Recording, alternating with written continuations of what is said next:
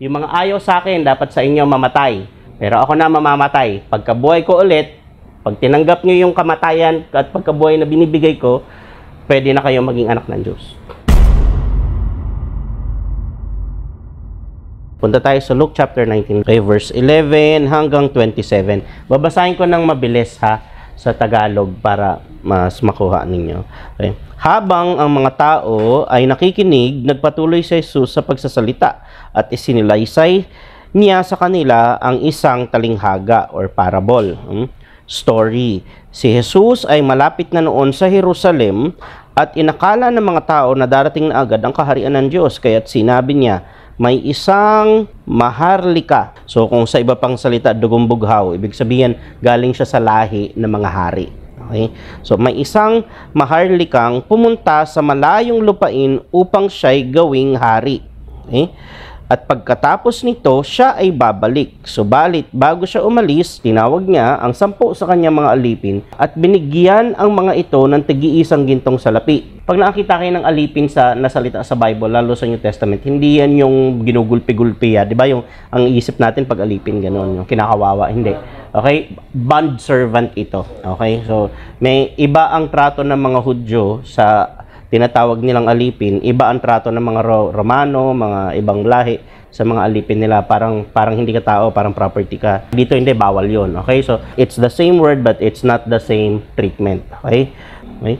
Sinabi niya sa kanila, ipangalakal ninyo iyan hanggang sa aking pagbabalik. Sa English, ang ganda eh, put this money to work until I come back. Sa iba pang translation, occupy until I return. Sa kwento, merong isang maharlikang lalaki, pumunta siya sa malayong lugar. Pag naiintindihan mo yung political landscape nung panahon nila, ibig sabihin nun, nasa isang probinsya siya, halimbawa si Herodes. Si Herodes ay hari ng Judea. Yung Judea ay province na nasakop ng Jerusalem, tapos yung Jerusalem sakop ng Roman Empire. Okay? Nakuha niyo?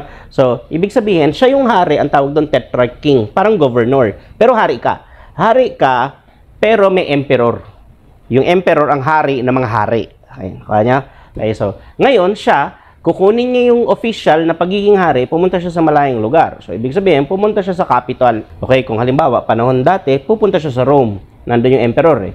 Tapos doon siya i-anoint na hari, pagbalik niya, hari na siya. Okay? Hari siya nung lugar niya. Tapos, sinabi niya sa kanila, ipangalakal ninyo iyan hanggang sa aking pagbabalik. Ngunit, galit sa kanya ang kanyang mga nasasakupan, kaya nagsugo sila ng kinatawan upang sabihin sa kinauukulan doon sa kapital, ayaw naming maging hari sa amin ang taong yan. Nakuha ninyo? Politics to, itong story na to. Okay, so aalis siya, kukunin niya yung kingship doon. Meron siya mga powerful na kalaban dito sa aalisan niya. Tapos, eto na, gayon pa man ay ginawa rin siyang hari. Nang makabalik na siya at nagsimulang maghari, ayan na, okay, hari na siya. Okay? Ipinatawag niya ang mga aliping binigyan ng gintong salapi upang malaman kung magkano ang tinubo ng bawat isa. Lumapit sa kanyang una at ganito ang sinabi, Panginoon, ang isang gintong salaping binigay niyo ay tumubo ng 10. Ang galing nito. Ibig sabihin talaga matagal kasi para mapatubo ng 10 yun. Magaling, sagot niya. Mabuting alipin. Dahil naging tapat ka sa kakaunting ipinagkatiwala ko sa iyo. Ito malupit. Pamamahalain kita ng 10 lungsod. Take charge of 10 cities. Hari ito Sabi niya, ikaw ang mamamahala sa 10 syudad. Isipin mo kung alipin yan na inaapi-api. Itinaas niya ng husto di ba? Ano ang tawag? Senator. Ano ang governor? Kasi ano ang tawag sa namamahala sa isang syudad? Mayor, di ba? Sa maraming syudad, governor, di ba? Di ba? So, ibig sabihin, itinaas niya talaga. So, sabi niya, dahil napagkatiwalaan kita, governor ka. Okay? 10. Tapos yan, dire-diretso na yan. Tapos, lumapit naman ang ikalawa, Panginoon, ang gintong salaping iniwan ninyo, tumubo po ng 5. So, at sinabi niya sa alipin, mamahala ka ng 5 lungsod. Lumapit ang isa, ito yung pangatlo, at ganito naman ang sinabi, Panginoon, narito po ang inyong gintong salapi. Yung Panginoon, yan yung mabigat at original na salita ng boss. Okay? So, kasi akala ng iba, ibig sabihin ng Panginoon, Diyos Hindi, okay? Yung Lord, ibig sabihin ng Master. Master, ibig sabihin ng boss. Okay? So, yan. Tapos, yung boss naman, ang pinakamababaw. Narito po ang inyong gintong salapi. Binalot ko po ito ng panyo at itinago. Natatakot po ako sa inyo dahil kayo'y napakahigpit. Kinukuha nyo ang hindi naman sa inyo at inaani ang hindi nyo naman tinanim. Sinagot siya ng hari, masamang alipin, sa salita mong yan ay hahatulang kita. Alam mo palang ako'y mahigpit at sinasabi mo pang kinukuha ko ang hindi sa akin at inaani ko ang hindi ko tinanim. Bakit hindi mo man lang diniposito sa bangko ang aking salapi? May tinubo sana yon bago ako dumating. At sinabi niya sa mga naroon, kunin niyo sa kanya ang gintong salapi at ibigay sa may 10. Panginoon, siya po'y meron ng 10 gintong salapi, sabi nila. Sinasabi ko sa inyo, ang mayroon ay bibigyan pa, ngunit ang wala, kahit ang kaunting nasa kanya, ay kukunin sa kanya. Ito, mabigat to, kailangan wag niyo akong lubayan kasi papaliwanag ko to. Maraming hindi nakakaintindi to Tungkol naman sa mga kaaway ko, di ba may mga kaaway siya na kumukontra? Ngayon panalo siya, di ba? Tungkol naman sa mga kaaway kong ayaw na ako'y maghari sa kanila, dalhin ninyo sila rito at patayin sa harap ko. Sabi nung hari, okay?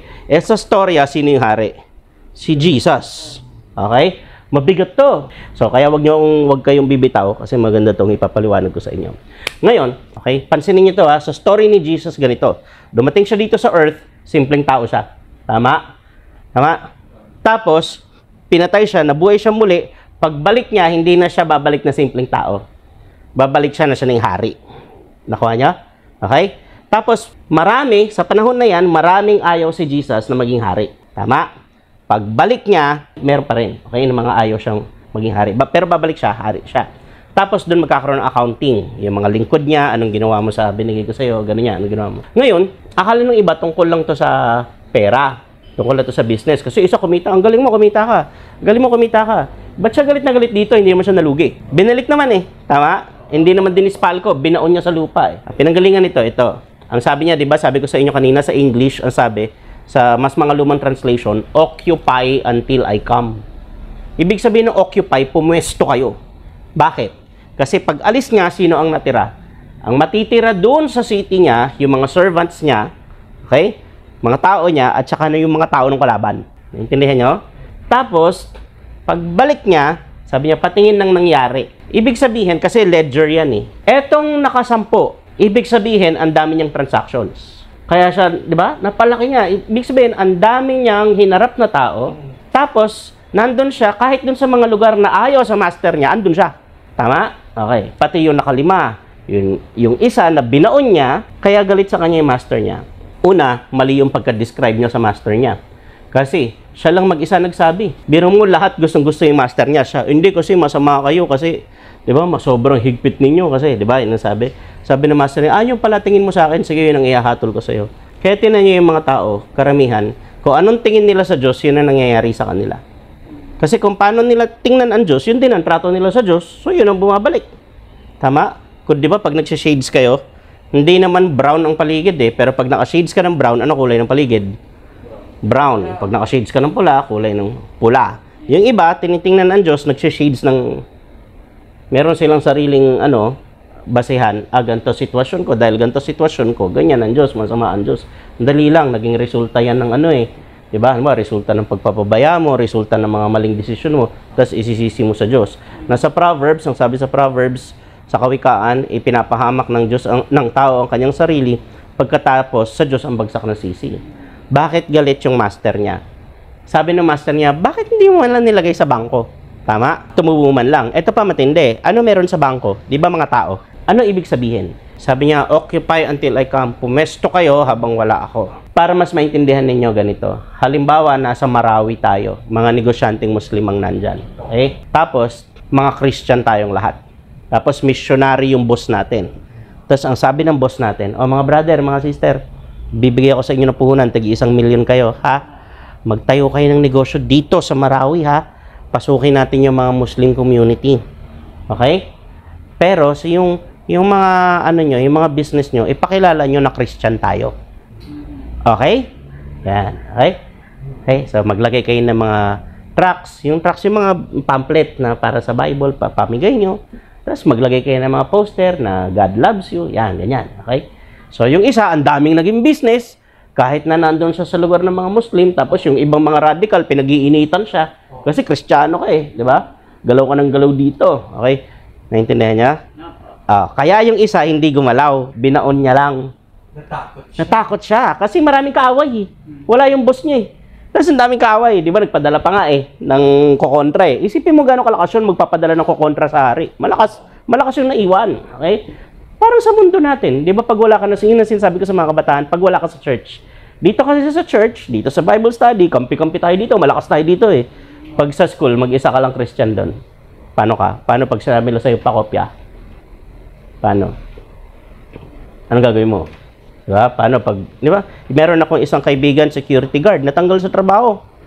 Sa ano to, sa Ermita, mga hotel sa Ermita. Alam nyo kasi yung gustong gawin ng mga kasama niya, hindi pa sila dumarating, ita-time in niya na. Minsan mag-half day, pero gusto i-time in ng maaga. Hindi, siyempre hindi siya payag. Sabi niya, born again ako, hindi ko pwede yung gawin. O, pinagkaisahan siya, tanggal siya. Kung ginawa siya na kung ano ng issue, tanggal siya. Okay. Okay lang. Di ba? So, nakita niyo? So, pagdating ng accounting yung sasabihin ni Lord, at kita mo, etong mga to, naka-encounter sila ng, may ganito palang tao. Kahit na pananalo sila, ibig sabihin yung mga kaaway nalo. Na at least na-experience sila na may ganyan tao, hindi pare-pareho tao, na meron pang natitirang tao na takot sa Diyos. Tama? So ito, ang takot niya hindi doon sa master niya, ang takot niya, takot siya doon sa mga kalaban, kaya hindi siya gumalaw. Ibig sabihin nung hindi man lang nilagay sa bangko, ibig sabihin kahit sa bangko walang nakakilala sa'yo. Diba? Kasi mayaman to, marami siyang alipin. Kung 10 lang ang pinatawag niya para bigyan, ibig sabihin, yun yung 10 pinakamatataas niya. Tama? May mga hawak din to kanyang-kanyang grupo. Tapos yung isa hindi gumalaw. Sabi niya, anong ginawa mo? Isipin niyo ako sa politics, di ba? Nagpa-campaign. Alam mo, nagpa-campaign yung laban-laban mga presidente, binigyan ka ng pondo. Tapos mag-i-campaign mo ako. Tapos hindi ka gumalaw, tapos na yung eleksyon, nanalo na ako. O, kumusta? Ito po, binabalik ko, hindi namin ginamit. Sa tingin mo, isasama kita? Hindi. Hindi, di ba? Di ba? Nakuha nyo? Yun ang nangyari dito. Okay? Tapos, ito matindi. Okay? So, ibig sabihin, hindi lang ang tinago niya yung pera. Ang tinago niya kung sino siya. Tinago niya kung kanino siya naglilingkod. Nakuha nyo? Kahit sa bangko, walang nakaalam na lingkod siya nung haring umalis. Nag-play safe siya. Ngayon, application nito sa buhay natin, darating ang time na outnumbered ka. Sa grupo nyo, ikaw lang ang Christian, ikaw lang naniniwala sa Diyos. Paano ka kikilos? Anong gagawin mo? Ang sabi nung boss, nung master, doon mo ibigay sa may 10. Tapos sabi nila, ang dami na po niya. Sabi ng master, yung meron, bibigyan. Yung wala, kahit yung nasa kanya, so ibig sabihin meron. Mas takot siya sa sasabihin ng mundo sa mga kalaban kaysa sa sasabihin ng master niya. Pati yun kinuha. Ibig sabihin, hindi na kita servant. Mas takot ka sa kanila, edi doon ka. Okay. Ito matindi. Yung dulo. Ito mabigat to. Sabi ng hari, tungkol naman sa mga kaaway kong ayaw na ako'y maghari. Dalhin nyo sila rito at patayin sa harap ko. Sa ibang translation, paslangin. Or sa English, slaughter them in front of me. Sa story yan kung nandun ka, maaano ka talaga kasi kayang gawin ng hari yun eh. Nung panahon na yun. Pag nagbasa kayo ng Gospel of Luke, napakagaling na writer ni Luke. Ang ginagawa ni Luke sa mga parable niya, pag nagkukwento si Jesus, tapos sinulat ni Luke, lahat ng parable dito, halos lahat, hindi tapos.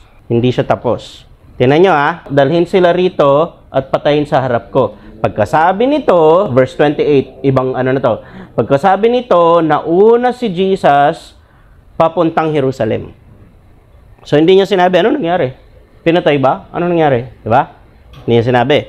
Sa prodigal son, sa Luke chapter 15, ganun din. 3 parable yan, sunod-sunod. Puro hindi tapos. The Good Samaritan, ganun din. Dinala niya yung doon, yung binugbog na Hudyo, tapos nagbigay siya ng silver, tapos sabi niya, pag kulang, babalikan ko. Diba? Hindi rin sinabi kung ano nangyari doon sa Samaritan. Puro bukas yan. Tanong niya bakit hindi tapos? Tanong niya bakit? Kasi iniiwan ni Jesus doon sa nakikinig kung paano matatapos. Kasi kasama yung nakikinig sa mga karakter ng storya. Naintindihan niyo? Halimbawa, sa kwento niya may hari. Siya yon. Meron siya mga lingkod na naglilingkod sa kanya. 2 klase yung lingkod niya. May mga tapat, merong takot sa kalaban. Okay? May kaya tamad. Okay? Pero ang totoo, yun nga. So, takot siya sa kalaban, hindi niya pinagalaw yung Hindi siya nag-occupy, hindi siya nag-business sa pangalan ng ano niya. Tapos, merong mga kaaway si Jesus. Okay? So, sino sila doon? Tapos, yung mga kaaway ni Jesus, sabi ni Jesus, yung mga ayaw sa akin, dalhin sa harapan ko, patayin. Diba? Tapos, hindi niya yan tinapos. Ang sumunod ito, nauna na siya papuntang Jerusalem. Ayaw nga siyang payagan ni Pedro pumunta ng Jerusalem. Kasi alam ni Pedro yung mangyayari. Sinabi niya kay Pedro kung ano mangyayari. Nagalit si Pedro. Hindi pwede yan. Sa galit niya kay Pedro, natawag niyang Satanas. Satanas, pumunta ka sa likod ko. Puro pang mundo lang yung iniisip mo eh. Bakit? Sabi ni Jesus, anak ng tao siya yun. Anak ng tao, dadalhin sa Jerusalem. Pagdating niya sa Jerusalem, huhulihin siya. Tapos paihirapan siya. Tapos ipapatayin siya. Si Pedro, galit na galit. Hindi pwede. Di ba? Sabi dito, pagkasabi ni Jesus na yung mga ayaw sa hari, siya yun. Yung mga ayaw sa akin, dapat sa kanila, patayin sa harap ko. Sino namatay? Pagdating sa chapter 23, babasahin ko 23 verse 46. Sumigaw ng malakas si Jesus, Ama, sa mga kamay mo'y ipinagkakatiwala ko ang aking espiritu. At pagkasabi nito, nalagot ang kanyang hininga. Sabi nung hari, yung mga ayaw sa akin na ako maghari sa kanila, dapat sa kanila mamatay. Bakit? Kanino bang lugar yon? Di ba kanya? Ulitin ko kanino bang lugar yon? Sa kanya. Tapos yung mga nakatira ayaw sa kanya. Tingnan nyo, anong ginawa ni Jesus? Dumating sa earth. Kanino yung earth? Sa kanya. Sa kanya. Tapos yung mga taga-earth ayaw sa kanya. Pinako nga siya eh.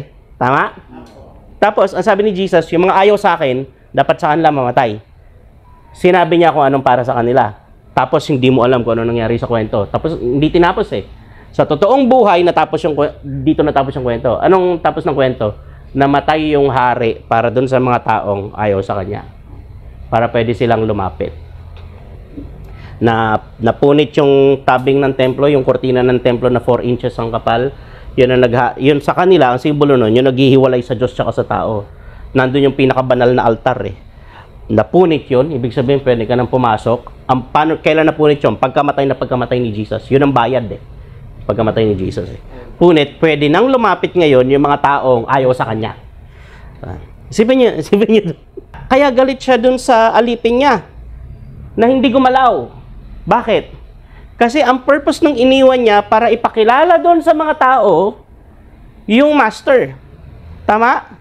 Para ipakilala kasi magbi-business kayo eh. Ang business, services, product. Kung nag-business kayo, maganda. Tapos alam nila, ay yung master mo yung hari, ay mabait naman pala eh. Diba? Okay naman pala siya eh. Itong isa hindi gumalaw. Di walang nakakilala. Kaya, ang concern nitong hari na to, hindi lang yung mga servants niya, concern niya yung mga tao na ang dapat sa kanila mamatay kasi kinakalaban siya.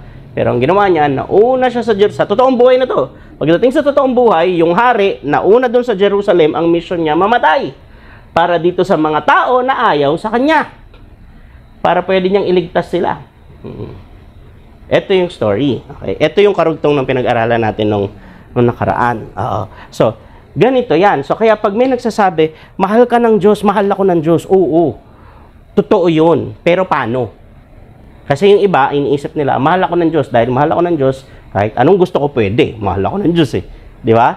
Kahit anong gusto ko pwede kong gawin. Mahal ako ng Diyos eh. Mahal ka ng Diyos, sa sobrang pagmamahal sa iyo ng Diyos, nag-alay siya ng kanyang buhay, dapat ikaw yun. Di ba sabi niya, yung mga ayaw sa akin, dapat sa inyo mamatay. Pero ako mamamatay. Pumunta siya doon. Siya namatay. Tapos ngayon, nabuhay na siya. Sabi ni Pablo, dahil namatay at nabuhay uli si Jesus, tayo pwede na rin. So, tapos sabi ni Jesus sa John 1:12, ang sino mang nagsitanggap, sabi ni John, ang sino mang nagsitanggap kay Jesus, binigyan niya ng karapatang maging anak ng Diyos. Yung mga ayaw sa akin, dapat sa inyo mamatay. Pero ako na mamamatay. Pagkabuhay ko ulit, pag tinanggap niyo yung kamatayan at pagkabuhay na binibigay ko, pwede na kayo maging anak ng Diyos. Dito makikita natin, ano yung binigay ni Lord, ano yung ini-expect ni Lord. Okay, so pag binigay ni Lord ng opportunity, nag-i-expect siya na doon sa opportunity na yon makikita ng mga tao doon kung kanino ka. Kanino ka? Nagbi-business ka? Makikita nila kung paano ka magbi-business. Ba't ka ganyan mag-business? Kay Lord ako eh. Christian ako eh. Hindi ako nanggugulang. Ba't ka ganyang empleyado? Hindi ka na umupit? Kasi kay Jesus ako eh. So, bakit ka ganyan? Nasa politics ka. Ba't ka ganyang politiko? Ayaw mo ng mga corruption? Kasi kay Jesus ako. So, magbibigay sila ng opportunity, gagawin mo, dadalhin mo, mag-o-occupy ka sa pangalan ng master, gagawin mo yung ginagawa mo. Okay? Para pagbalik ng master, maraming nakakilala sa kanya. Yung mga tao na agaya natin, na dati ayaw natin sa kanya, dapat tayo mamamatay, siya namatay para sa atin. Okay? Ganda nito. Amen?